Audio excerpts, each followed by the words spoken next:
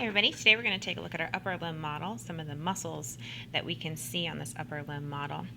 The first thing that I want to notice is that I'm looking at the posterior side of this arm, forearm, and shoulder area, and I can see the spine of the scapula right here. And that's important because that's going to help me recognize my supraspinatus muscle as well as my infraspinatus muscle on either side of that spine. Attached to the spine, the acromion process, and the clavicle here, we do see the deltoid muscle, and I'm going to remove that so that we can see muscles that sit deep to the deltoid. Again, there's that spine of the scapula, so this is all infraspinatus here. So it sort of looks like three individual muscles, but it's all infraspinatus. And then I get my teres minor and teres major. Now, one of the nice things that you can use to identify teres major and teres minor is this muscle here. This is the long head of the triceps brachii, and it splits right in between teres major and teres minor. So there's two other heads to this triceps brachii. There's a lateral head, and then there's a medial head on the inside. But let's just call the whole thing the triceps brachii and leave it at that. All right, I want to move down into the forearm next. Notice that we can see the back of the hand, so we're looking at our extensor muscles.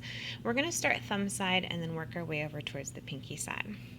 First up is the brachioradialis, and I just see a tiny bit of that muscle. Most of it does sit anteriorly. Next, I get extensor carpi radialis. This is longus and brevis, but we're going to combine them together into extensor carpi radialis. Extensor digitorum, you can always check yourself by moving down here and seeing how the tendons go out to the digits. This extends our digits and wrist. And then lastly, we have the extensor carpi ulnaris. I'm going to flip my upper limb model over so that we can see the anterior side of it. This is the anterior forearm. And again, I can tell right away because I see the palm of the hand. And again, we're going to start thumb side and work our way over to pinky side. First up, the brachioradialis. It's the only one originating over here on this lateral side. Everybody else originates over from this medial epicondyle.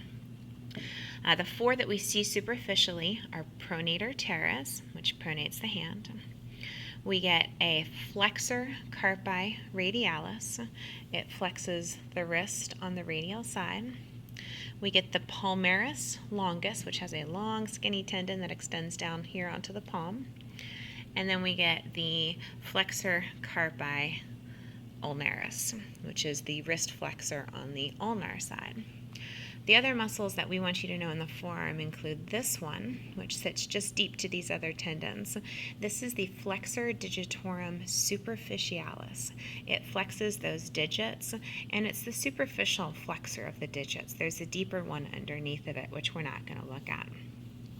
The other one that I want you to take a look at in the forearm, which is a little tricky to get to, we're going to have to move these muscles out of the way, is the supinator muscle. So this is the major muscle that's causing supination of the hand, or taking that palm and moving it anterior.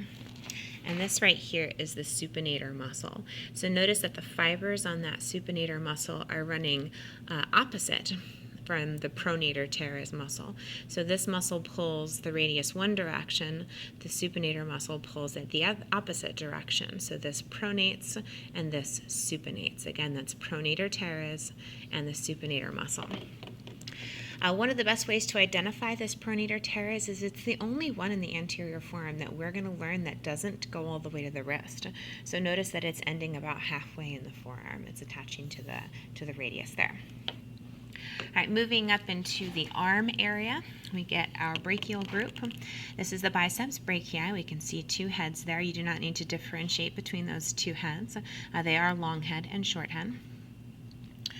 We also see the coracobrachialis here, originating on the coracoid process, moving down to the brachium.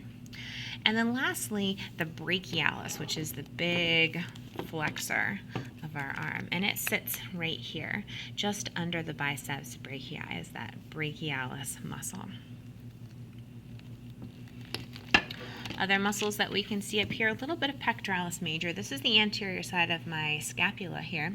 So this is all subscapularis. This is the back of teres major. We saw it on the other side. And a teensy tiny bit of that latissimus dorsi.